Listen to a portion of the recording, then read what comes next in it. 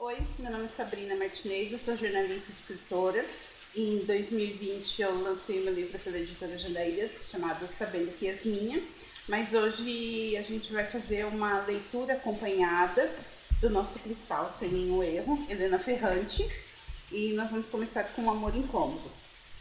Eu trouxe como base o livro Franco Malha, que também foi escrito pela Helena Ferrante, e é uma coletânea de e-mails e entrevistas em que ela fala sobre o processo criativo dela como escritora. Ambos os livros foram lançados pela editora Intrínseca e ambos foram traduzidos pelo Marcelo Lima. Então vamos lá. Eu vou começar lendo um trecho de Amor Incômodo que apresenta, ele é narrado pela Délia. Eu vou começar lendo um trecho de Um Amor Incômodo, que é narrado por uma filha que acabou de ser informada sobre a morte da mãe, na página 11, caso você esteja com o livro aí. Diante daquele objeto lívido, senti que talvez devesse me agarrar a ele para acabar sei lá onde. Não fora violado. Apresentava apenas algumas equimoses causadas pelas ondas, bastante suaves, aliás, que o empurraram durante toda a noite contra algumas rochas na superfície da água. Em volta dos olhos, pareciam-me haver traços de maquiagem pesada. Observei longamente, com incômodo, as pernas morenas, extraordinariamente jovens para uma mulher de 63 anos. Com o mesmo incômodo, percebi que o sutiã nada tinha em comum com aqueles bastante gastos que ela costumava usar. As taças eram de renda fina e mostravam os mamilos. Eram unidas por 3 vezes bordados, a assinatura da loja das irmãs Vossi, uma marca napolitana cara de lingerie para senhoras. Quando devolveram para mim, com brincos e os anéis, cheirei-o por muito tempo. Tinha um forte aroma de tecido. A Délia, ela é uma mulher na casa dos 40 anos e que foi informada que o corpo da mãe dela, Amália, foi encontrado no mar. Ela morreu afogada, ou ao menos o livro dá entender isso. Amália, ela tinha como hábito usar sempre um taier azul, mas o corpo da Amália foi encontrado nu, só com um sutiã de renda, um sutiã de luxo, novo, e que nada tinha a ver com a Amália que essa filha conhecia, né? Com essa mãe que conhecia. Então a Helena Ferrante ela já começa falando sobre um amor incômodo, e aí a gente pode já se voltar para o título do livro, que em italiano, no original, deixa eu pegar aqui para não cometer algum erro, L'amore molesto.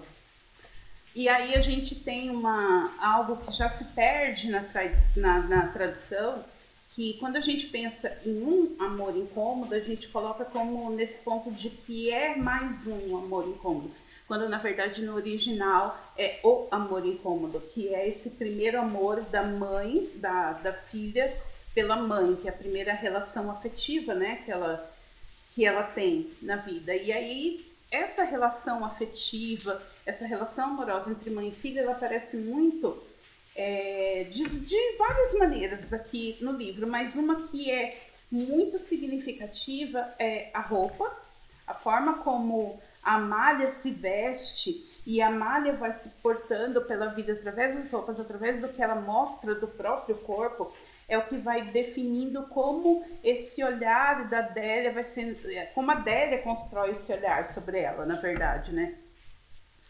E isso é uma questão muito importante, que essa novela foi a novela de estreia da Helena Ferrante, e ela já foi uma novela premiada, ela já estreou sendo premiada. E no discurso que ela escreveu para ser apresentado na premiação, que é o prêmio Elsa Morante, que é uma autora que ela gosta muito e que ela respeita muito, uma autora italiana, a própria Helena, ela vem falando sobre essa questão da roupa da mãe, né, de como as mães são vistas a partir de seus trajes. Então eu vou dar uma lida aqui num trecho de Franco Malha, no texto As Costureiras das Mães, na página 14, caso você esteja com o livro, tá? E aí nós vamos, a partir desses dois trechos, a partir desse conhecimento da obra literária e do que a Helena Ferrante, nós vamos fazer um caminho, uma leitura acompanhada de como ela constrói essa narrativa, a consciência dela das palavras, a partir dessa percepção, desse senso comum de como é uma mãe e de como ela deve se apresentar. Então, aqui nessa carta, ela escreve para a editora dela, dizendo que, falando sobre a postura dela, de não ir ao prêmio, e eu acho que é uma questão interessante, mas que não convém ao caso nesse momento, que a gente acaba meio que se perdendo. E aí ela fala sobre um trecho do livro da Elsa Morante, em que foi inspirado, em que, não sei nem se a palavra certa é inspiração, mas que, enfim, que influenciou essa questão da roupa da Amália e da Adélia e como isso é apresentado aqui no livro. Então eu vou ler esse trecho, que é o trecho que a Helena Ferrante gostaria que fosse lido, que foi lido durante o recebimento do prêmio. Eu dobro o livro, a gente vai ter que superar isso, tá, gente? O livro é vivo e pode ser manipulado, tá? Eu falo isso muito pra mim, porque eu não gosto de fazer isso com meus livros. Gildita agarrou a mão dele e a cobriu de beijos. Naquele momento, disse-lhe em seguida, ele assumira o aspecto típico de um siciliano. Aqueles sicilianos severos, honrados, sempre atentos às irmãs para que não saiam sozinhas à noite. Não lisonjeiem os pretendentes, não usem batom, e para os quais mãe quer dizer duas coisas, velha e santa. A cor apropriada para as roupas das mães é o preto, ou no máximo o cinza ou o marrom. Suas roupas são uniformes, pois ninguém, a começar pelas costureiras das mães, deve pensar que uma mãe tem corpo de mulher. Seus anos são um mistério sem importância, porque, afinal de contas, a única idade delas é a velhice. E aí, um pouco mais adiante, ela vai, né, a Helena vai falando sobre essa percepção, né, que é esse trecho que a Elsa Morante traz, a percepção dela. E aí ela coloca uma coisa que é bem interessante e que serve de guia para a nossa leitura de Amor Incômodo.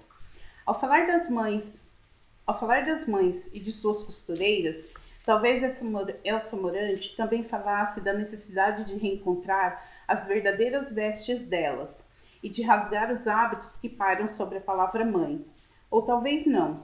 De qualquer maneira, lembro-me de outras imagens de Morante, a referência a um sudário materno, por exemplo, definido como tessitura de um amor jovial sobre o corpo leproso, dentro das quais seria bom nos abandonarmos para reemergirmos como novas costureiras, pronta para combater o erro do informe.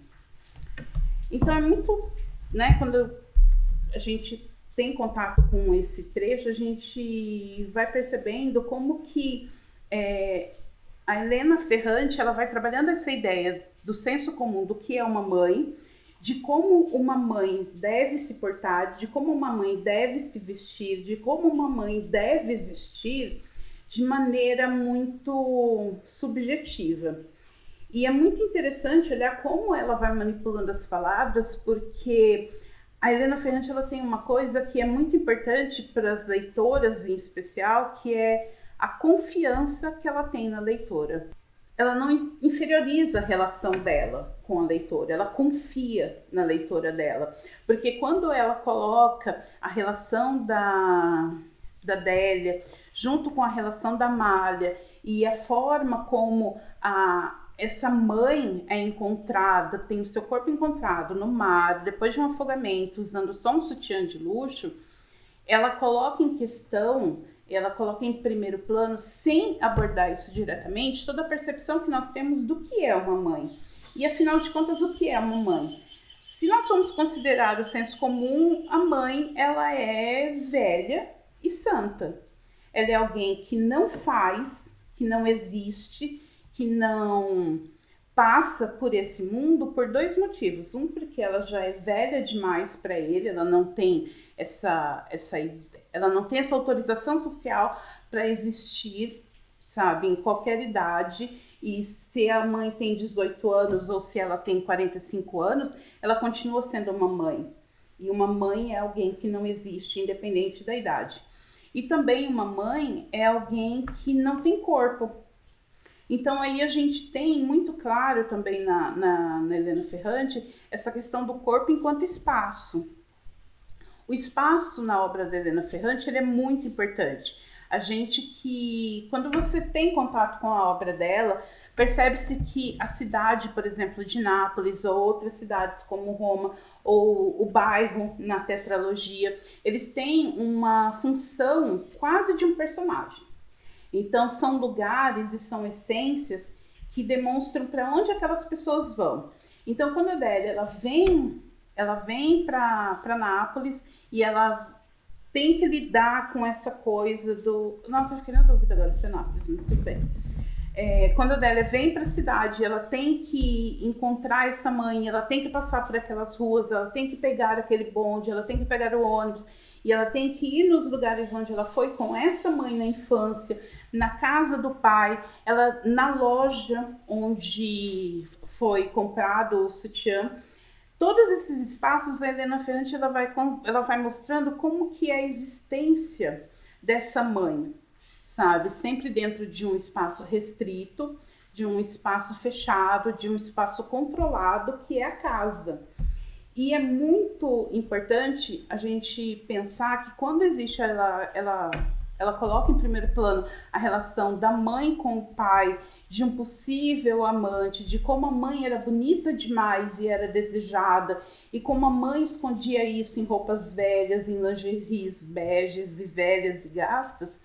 Ela vai trazendo para a gente esses dados de realidade de que a casa ela é um universo próprio, é um universo fechado, onde a mulher ela é encarcerada em si mesma. Então tem um encarceramento dentro da casa, onde ela é exposta a toda aquela violência em que o marido dela não permite que ela saia, não permite que ela tenha uma vida fora daquelas paredes, ao mesmo tempo em que ele faz quadros sensuais dela, né? E vende a imagem dela para outros homens, outras pessoas, numa situação de posse mesmo. Ela não pode existir por si só, por quem ela é, mas ela pode existir através da pintura dele, desde que ela gere algum ganho, seja financeiro, seja de reconhecimento para esse homem.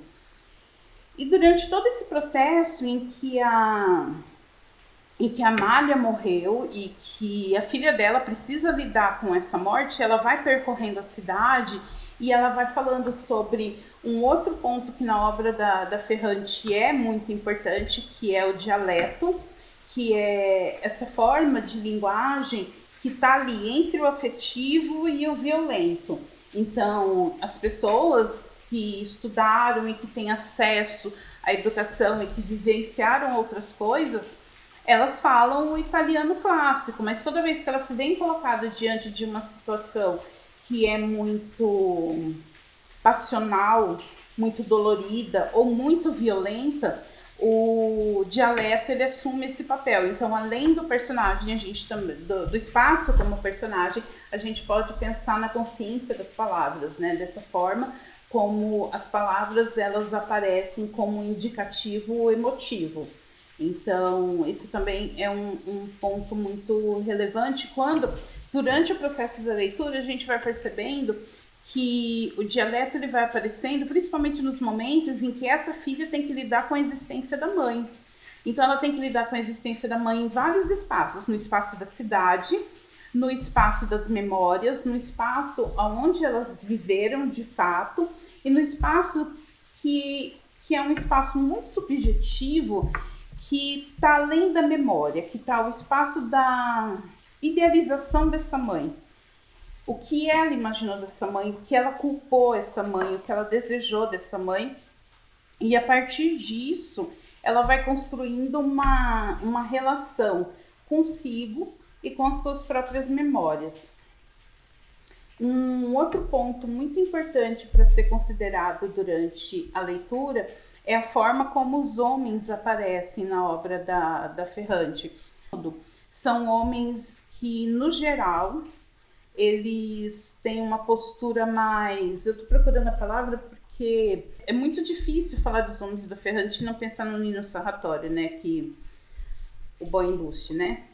Mas, enfim, esse pai, esse homem e os homens que passam pela vida da Amália e tanto da Adélia tem essa coisa de tirar delas, tá sempre tirando alguma coisa de maneira mais ou menos violenta.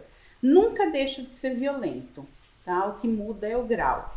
E aí muda a forma também de violência.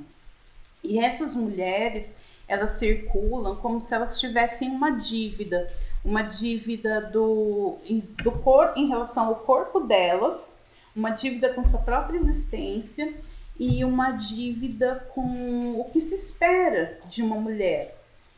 E é muito interessante quando a gente pega e olha para a obra e considera um trecho que, inclusive, é sempre colocado em primeiro plano quando se fala dessa obra, que é o seguinte: eu não quis ou não consegui enraizar ninguém em mim, mas mais algum tempo, e perderei até a possibilidade de ter filhos.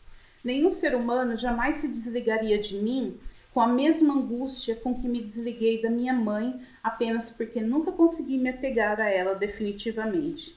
Não haveria nenhum mais ou nenhum menos entre mim ou outro ser feito de mim. Eu permaneceria sendo eu até o final, infeliz, insatisfeita com aquilo que arrastara furtivamente para fora do corpo de Amália.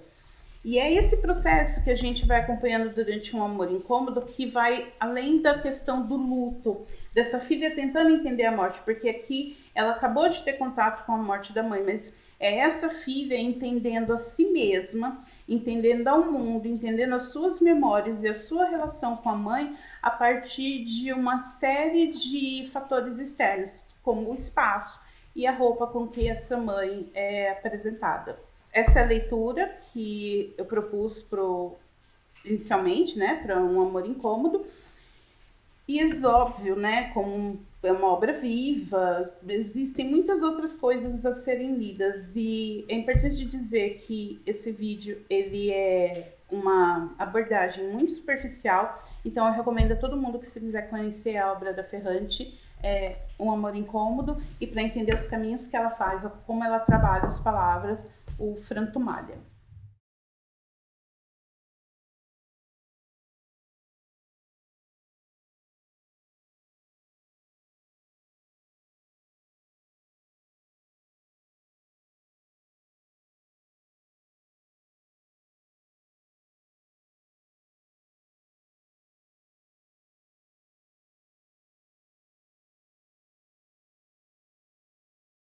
Oi, meu nome é Sabrina Martinez, eu sou jornalista e escritora. Em 2020 eu lancei Sabendo Que És Minha, pela editora Jandaíra, e com o apoio do PROAC que eu recebi em 2019. E nesse vídeo nós vamos falar sobre A Filha Perdida, de Helena Ferrante. O livro A Filha Perdida é o terceiro romance da Helena Ferrante, que foi lançado na Itália em 2006 e no Brasil 10 anos depois, em 2016, pela editora Intrínseca e com tradução do Marcelo Lino. Que, no geral, Marcelo Lino é digamos assim, o tradutor oficial da Ferrante. Como a maioria da obra dela, o livro é narrado em primeira pessoa e é narrado por Leda, que é uma mulher, uma professora universitária que mora em Florença e que está prestes a completar 48 anos. Ela é mãe de duas filhas adultas, a Bianca e a Marta, que moram com o pai em Toronto, de quem ela é separada desse pai, né, do pai das duas filhas dela, e é uma separação que é tão concreta já na vida da Leda e na vida dessas filhas, que em determinado trecho do livro ela fala que as filhas já estão, inclusive, acostumadas a separar os pais na conversa, como se fossem dois universos distantes. O que não deixa de ser, né, gente? Pelo amor de Deus, não continuava junto, né? E a Leda tá certíssima. Bom, e aí a Leda tira esse momento de, digamos assim, para descanso. Ela resolve passar um tempo na praia, lendo algumas coisas relacionadas à universidade, mas ela está aproveitando esse momento em que ela se separou das filhas, em que ela já não é mais a responsável presencial pela saúde, pela vida e por tudo que envolve as filhas. Então eu vou ler alguns trechos que eu destaquei aqui no livro A Filha Perdida, em que a Leda fala sobre esse momento dela estar novamente uma pessoa, uma mulher, uma mãe que foi apartada, e eu gosto muito quando falo de maternidade, de usar essa palavra apartada, porque muitas vezes as pessoas consideram que mãe e filho são... Usar a palavra apartada é assumir que esse discurso social de que mãe e filha são pessoas únicas é um discurso muito violento, e que quando essa separação ela acontece, que é um processo natural, na verdade, ela tem um impacto emocional muito grande na mulher, porque a mulher ela passa por essa coisa de o que vai ser de mim se eu não sou mais mãe. Então a Leda ela está passando por esse momento de questionamento. Para a leitura da Filha Perdida, eu me apoiei no livro, mas na versão digital, do Kindle, tá? Tive como suporte também a resenha da Filha Perdida, que foi escrita pela Fabiana Setes, desculpa, amiga, não sei o sobrenome, em janeiro de 2018, e também em Frantumalha, que é um livro com e-mails e entrevistas da Helena Ferrante, em que ela fala sobre o processo de escrita dela. São esses dois textos de apoio que eu uso para a leitura desse texto literário, tá? De qualquer forma, eu vou deixar em algum lugar anotado aqui na tela as referências, tá bom? Agora eu vou ler o trecho da Filha Perdida. Quando minhas filhas se mudaram para Toronto, onde o pai vivia e trabalhava havia anos, descobri com um deslumbre constrangedor que eu não sentia tristeza alguma. Pelo contrário, estava leve, como se só então as tivesse definitivamente posto no mundo. Pela primeira vez em quase 25 anos, não senti mais aquela ansiedade por ter que tomar conta delas. Esse é um trecho que eu gosto muito, muito do livro, porque ele aborda de maneira muito sutil o sentimento de culpa que é inerente à maternidade. Então, assim, quando você faz um teste de maternidade, normalmente vem, né, você faz o xixi lá no trem, e aí tem os dois sinais. Um sinal é do filho e o outro é da culpa, porque imediatamente você começa a se sentir culpada por tudo. E quando a Leda diz que quando as filhas foram embora de casa e foram morar com o pai, tem essa coisa de definitivamente ter posto no mundo. Esse posto no mundo, ele tem esse peso de não ter mais a carga emocional da responsabilidade com os filhos. Então, ela mantém uma relação com elas, que ela vai descrevendo no livro, que elas se telefonam umas às outras, elas falam sobre cor de roupa, sobre como se posicionar diante disso, diante daquilo, se falam com irritação, quase um relacionamento protocolar. E é muito interessante perceber como que a Leda vai se movimentando no meio disso e vai reconhecendo que algumas coisas que são esperadas de uma mãe, ela não tem para oferecer. Então essa culpa de as minhas filhas foram morar com o pai, ela não está mais comigo, eu não sou mais responsável por elas, essa culpa não existe, e ela passa a sentir culpa por isso, porque a maternidade ela é inerente a isso. Então o posicionamento da Leda é muito interessante, porque ela coloca em discussão o quanto é negado a uma mãe o direito de sentir-se bem e leve em relação à própria vida ou em relação à vida dos filhos, como considerando uma coisa que é muito básica, né? Filhos são outras pessoas. Então, num outro trecho, um trecho mais adiante, ela vai falar sobre o impacto disso no cotidiano dela. Ninguém dependia mais dos meus cuidados e, finalmente, eu não era mais um peso para mim mesmo. É muito interessante que ela vem falando que nessa relação de maternidade, quando as filhas vão morar com o pai, ela tem esse tempo para ela. E ter esse tempo para ela, ter esse tempo que não é direcionado e que não é obrigatoriamente direcionado aos cuidados de outra pessoa, faz com que ela deixe de ser um peso para ela mesma. Porque quando você tem essa responsabilidade, né, essa relação mãe e filhos, e você tem essa responsabilidade de estar bem para o outro, manter-se de pé não é um fato, ou não é uma escolha, ou não é uma consequência. Manter-se de pé é uma obrigação.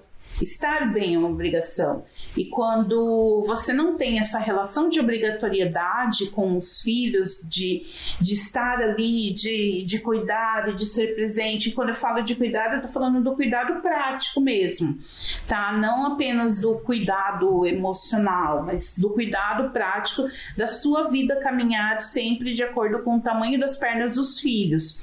Então, essa liberdade fez com que a Leda pudesse se sentir mais leve em relação a si mesma. Então é muito interessante perceber esse movimento. E aí o livro ele começa com a Leda narrando um acidente de carro que ela sofreu. Então, o primeiro momento, ela falando desse acidente de carro, e aí ela vai relembrar os fatos que levaram para que ela sofresse esse acidente, tá? E ela vai para essa praia, e lá ela coloca a cadeira na praia e ela tem aquele momento de, nossa, eu vou ficar aqui lendo o trabalho dos alunos, brisando, descansando, enfim. Então, ela se vê envolvida na existência de uma outra família, uma família que passa a frequentar aquela praia, e é uma família que tem algumas mudanças durante os dias. Então, durante a semana, essa família é formada pelas mulheres e pelas crianças, e dá-se a entender, né, que esses homens foram para suas cidades trabalhar, mas eles vêm ao final de semana. E aí a Leda, durante esse período de observação, ela fixa, acho que a palavra é essa mesmo, ela fixa o olhar e a atenção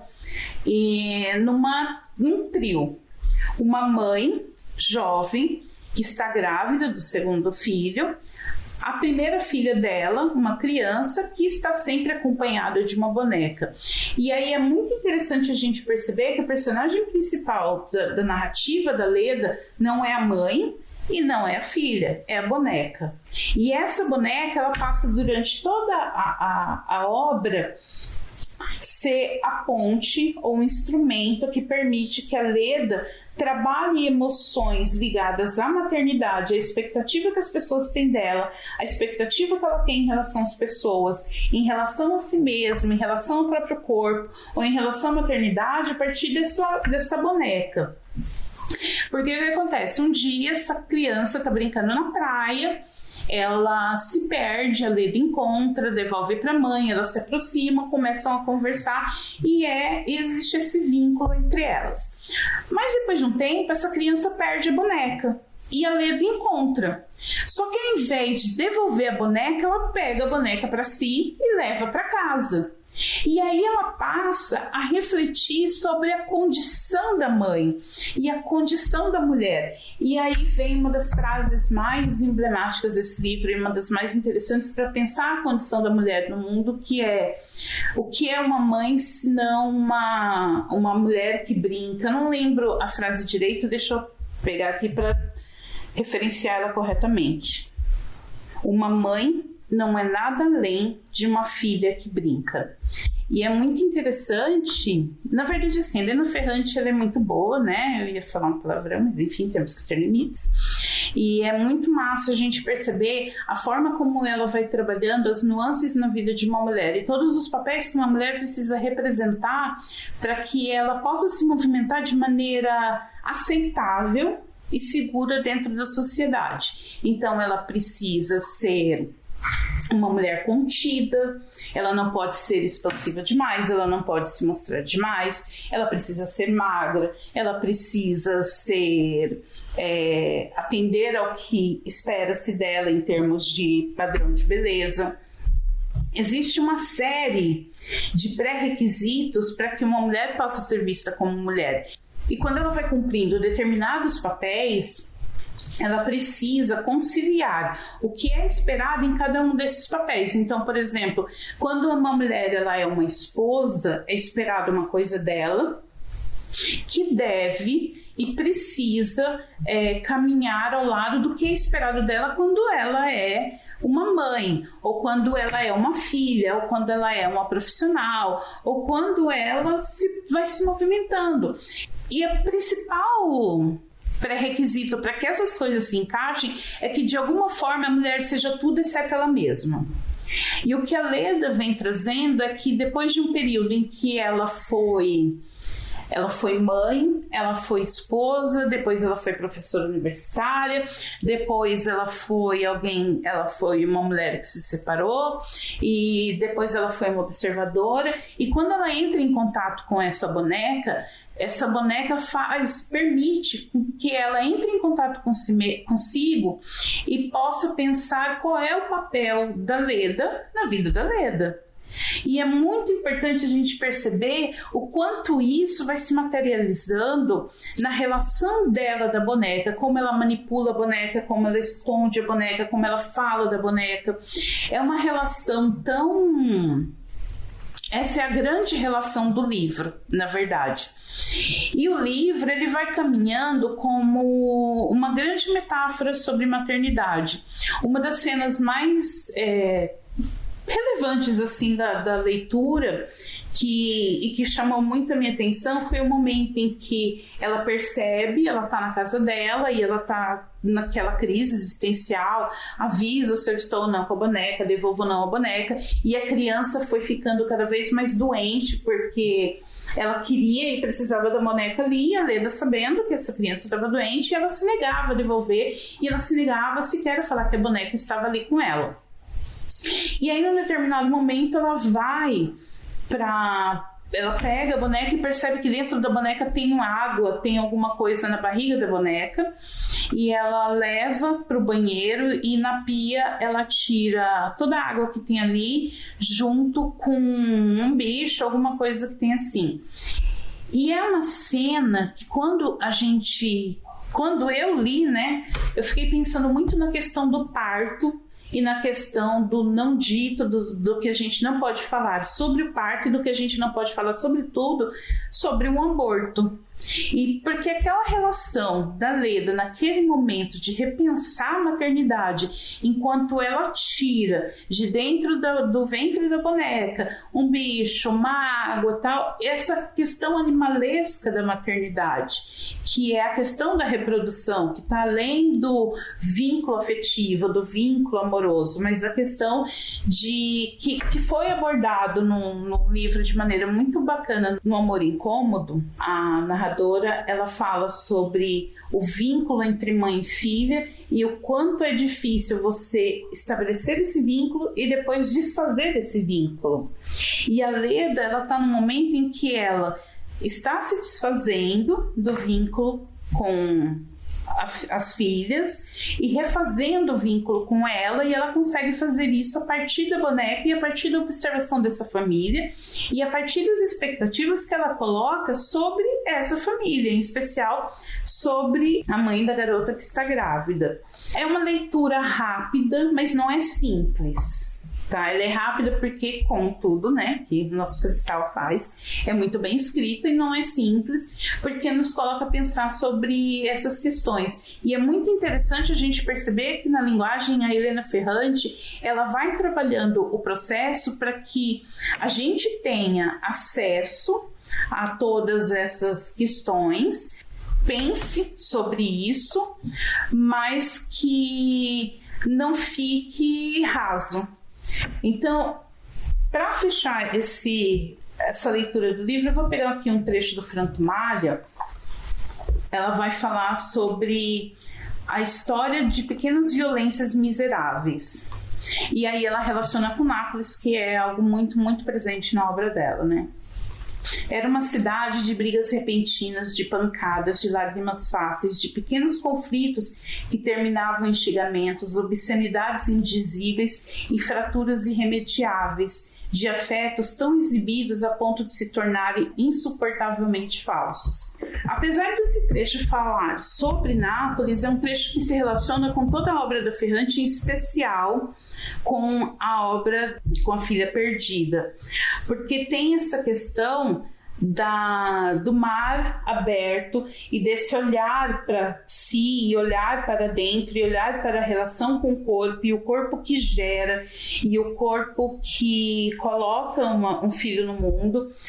É uma leitura muito focada no espaço do corpo como um espaço de criação e destruição, e que isso é refletido na relação da Leda com a boneca.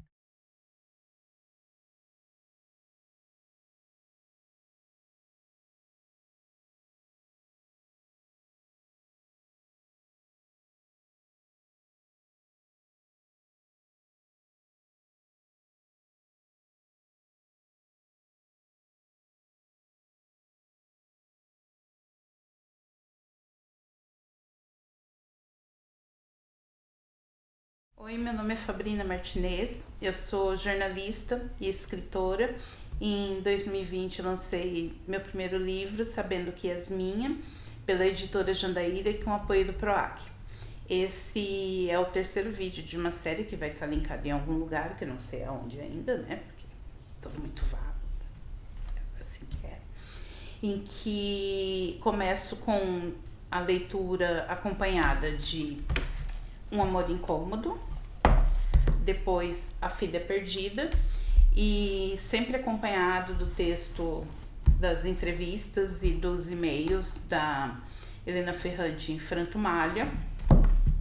Todos os 3 livros foram publicados pela editora Intrínseca, todos têm tradução do Marcelo Lino. E agora nesse vídeo a gente vai focar em como a Helena Ferrante ela trabalha as palavras na sua obra, quais são os pontos de força da sua narrativa. Primeira coisa que é um procedimento sempre interessante que se tiver à disposição, que é se voltar para o que a própria autora diz sobre a obra, sobre o que ela escreve e a relação dela com a escrita. Eu separei alguns trechos daqui de Franco Malha para ler e dar início a essa reflexão. Lembrando que isso são impressões que eu tenho enquanto leitora e que elas não necessariamente representam a verdade e a única verdade e nada mais que a verdade. A obra é viva e cada pessoa se relaciona com ela como lhe convém ou como pode, ou seja lá qual foi o verbo. Então, para quem tem a obra impressa, eu vou ler um trecho que está na página 59, em que ela vai falar sobre o ato da escrita. Então, eu vou ler esse trecho, é um trecho relativamente longo, mas é muito importante para entender quem é a Ferrante enquanto escritora, né, como escritora. Os velhos mitos sobre a inspiração talvez dissessem ao menos uma verdade. Quando realizamos um trabalho criativo, somos habitados por outra pessoa. Em certa medida, nos tornamos outra pessoa. Mas quando paramos de escrever, voltamos a ser nós mesmos, a pessoa que comumente somos nas ocupações, nos pensamentos, na linguagem. Eu o escrevi para me libertar dele, e não para permanecer prisioneira. São trechos, tá? São trechos que eu fui grifando e eu não vou ler toda a página porque ficaria muito cansativa, mas eu recomendo a todo mundo que tenha e que leia esse livro, porque ele é uma aula de estudos literários e um mergulho aprofundado na obra da Ferrante. Quando garota, eu tinha uma ideia totalizante da literatura. Escrever era querer alcançar o máximo, não se contentar com resultados intermediários, entregar-se à página sem meios termos. Com os anos, combati essa supervalorização da escrita literária com um menosprezo obstinado. Existem muitas outras coisas que merecem dedicação ilimitada. E após ter atingido certo equilíbrio, tenho uma vida que julgo satisfatória, tanto no plano privado quanto no plano público. Não quero voltar atrás, quero proteger o que considero uma pequena conquista.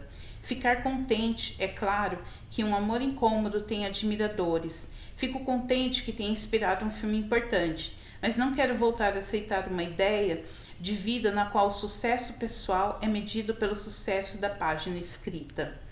E há também o problema das minhas escolhas criativas, que não sou capaz de explicar com clareza, em especial para quem pode recortar frases ou situações do texto e se sentir ferido. Estou acostumada a escrever como se fosse uma questão de dividir um butim. Atribuo um traço de fulano a um personagem, uma frase de cicrano a outro, reproduzo situações que pessoas que conheço ou conheci realmente vivenciaram, uso experiências reais, mas não como de fato se desenrolaram, assumindo como realmente ocorrido, apenas as impressões ou fantasias nascidas nos anos em que aquelas experiências foram vividas. Assim, o que escrevo é cheio de referências a situações e a eventos que aconteceram, reorganizados e reinventados como jamais se deram. Portanto, quanto mais me distancio da minha escrita, mais ela se torna o que quer ser, uma invenção romanesca.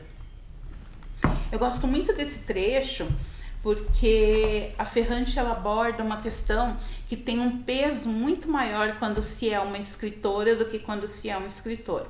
Quando a gente estuda a história da literatura e estuda os cânones, a gente precisa ter um ponto muito claro, que é o seguinte: o cânone ele é feito basicamente, ele é formado, basicamente por homens, porque foram os homens que determinaram o que é ou não o cânone da literatura. A Helena Ferrante, ela tem uma coisa maravilhosa, que todos os livros dela são narrados por mulheres.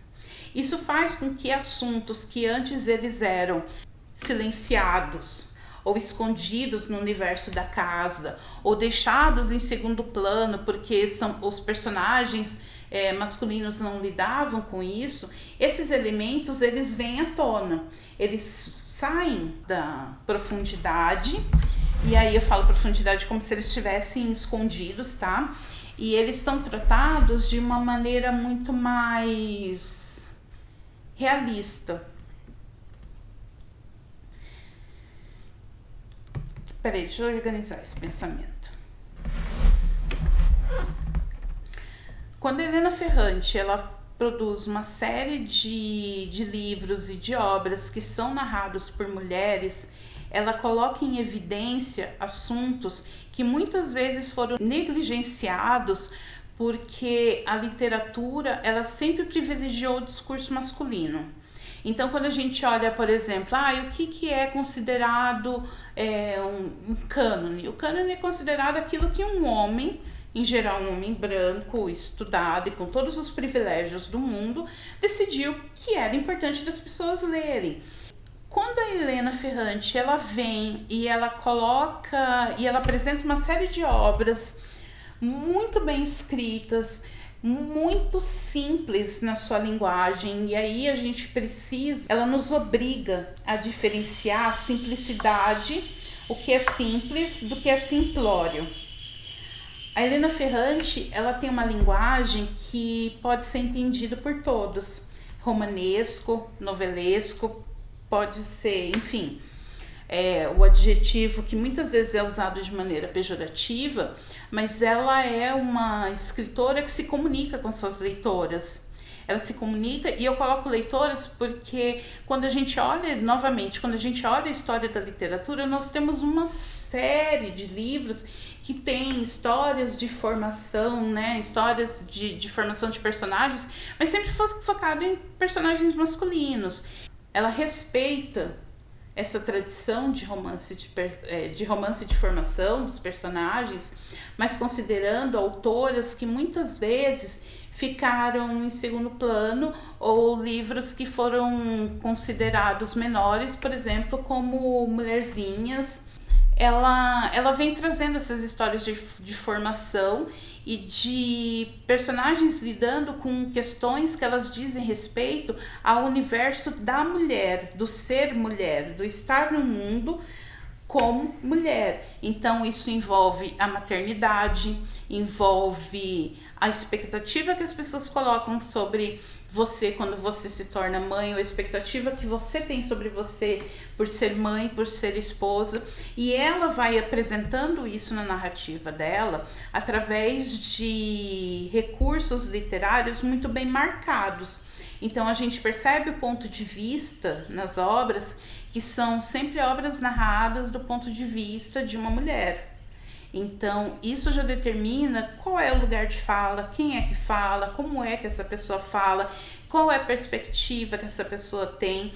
E muitas vezes, na própria fala dela, dessas personagens, a gente percebe todas as limitações e todos os preconceitos e todas as faltas, né, e falhas que essas mulheres, essas faltas que elas sentem, as falhas que elas têm, mas também todo o silenciamento, toda a violência, tudo que cerca a vida de uma mulher que sofre limitações por ser mulher.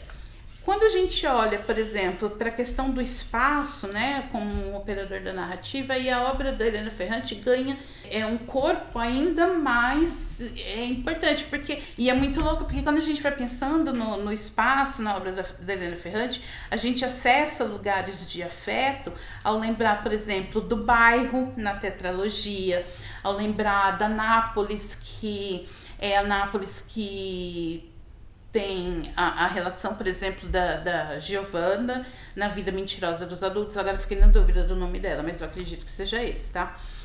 E aí a gente também tem a Nápoles do amor incômodo, e como essa cidade, como esse espaço, ele interfere no que essas mulheres são e em como essas mulheres vão se posicionando no mundo.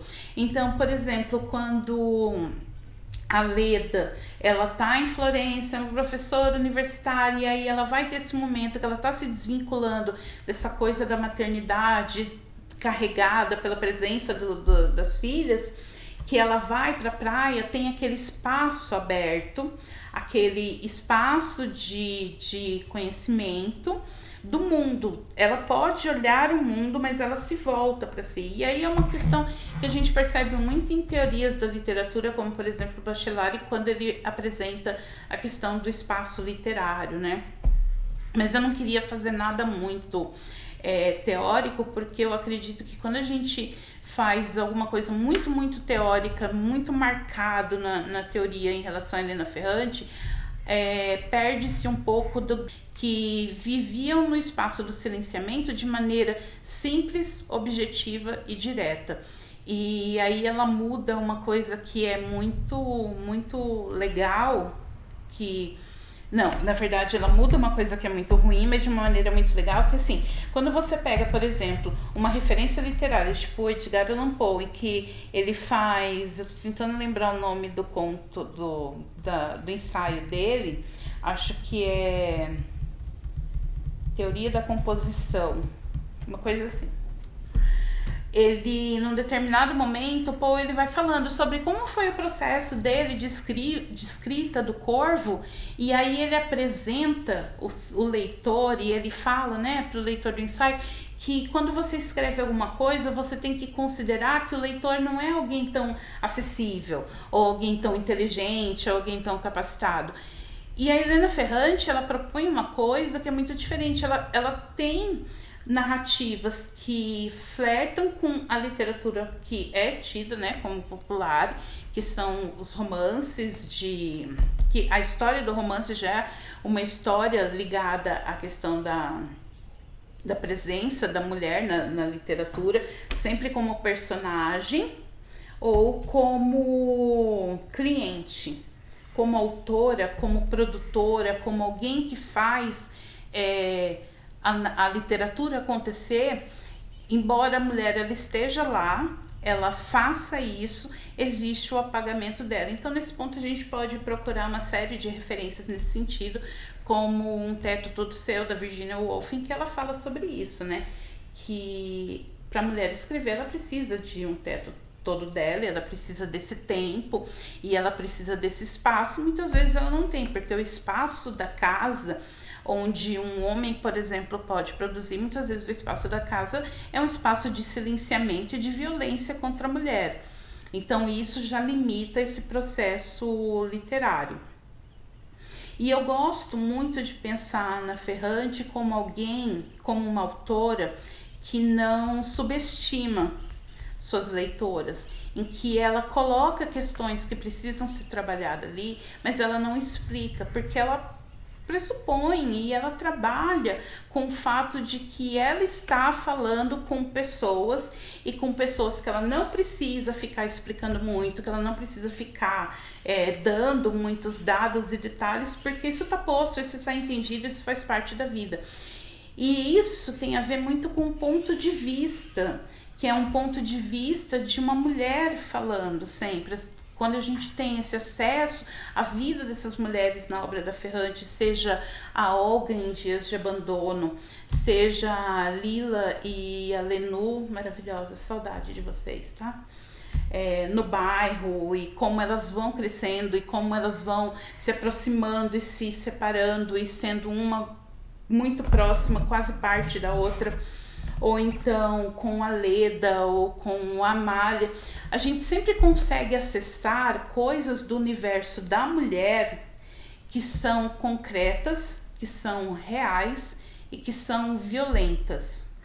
Isso foge do que muitas vezes é tratado como o que eu entendo como uma expressão pejorativa, né, o universo feminino, que é essa coisa romantizada da maternidade, da mulher, do relacionamento e da presença da mulher na vida, que é aquela coisa do tipo, isso pensando em relacionamentos heteronormativos, em que a mulher muitas vezes é vista como alguém que tem a obrigação de colocar na linha o homem com quem ela se relaciona. E quando a gente se debruça sobre a obra da Ferrante, a gente vai perceber no caminho contrário, o quanto esses homens, eles interferem na vida dessas mulheres, fazendo com que elas tenham uma vida ainda mais limitada, violenta e silenciada do que elas já têm por serem simplesmente mulheres. Tem muitas coisas sobre a obra da Ferrante que é importante falar, e talvez por isso seja tão angustiante falar sobre ela, porque toda vez que você puxa um fio, alguma coisa, vem outras coisas, e ela faz a gente pensar e refletir sobre coisas que não são muito caras, relacionadas ao corpo, à maternidade, à presença da mulher no mundo, a ser escritora, o quanto uma escritora precisa trabalhar mais para ser reconhecida como escritora. Recomendo para todo mundo a leitura de qualquer livro da Ferrante.